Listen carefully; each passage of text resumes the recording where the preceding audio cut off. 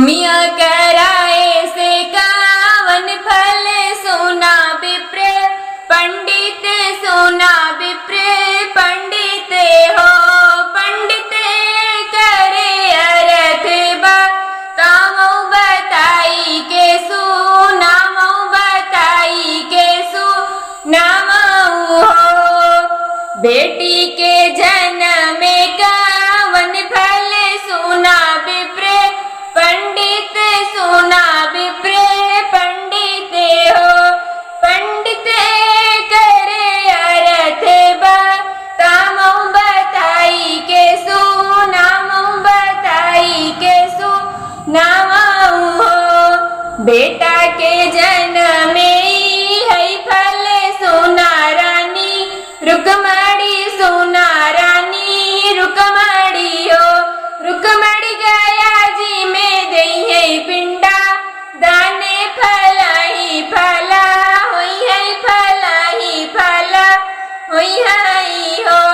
होमिया कराए से कावन फल सुना विप्र पंडित सुना विप्र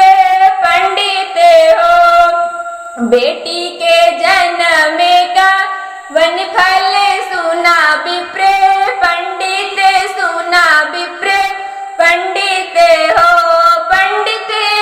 करे अर्थ बताओ बताई के सुनामो बताई के सुनामो हो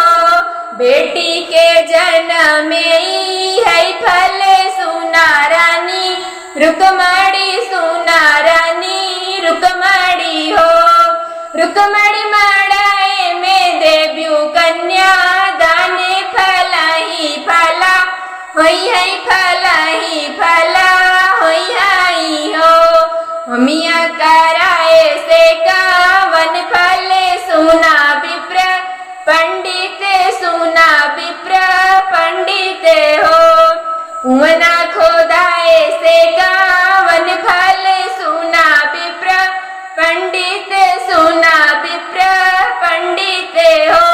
पंडित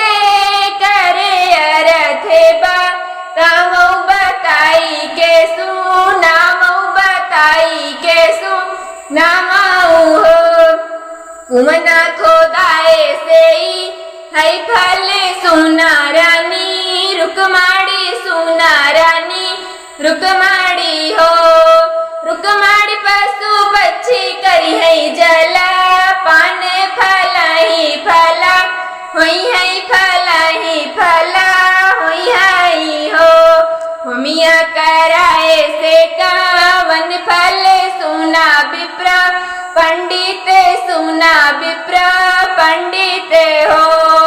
होमिया कराए से कावन फल सुना विप्र पंडित सुना विप्र पंडित हो।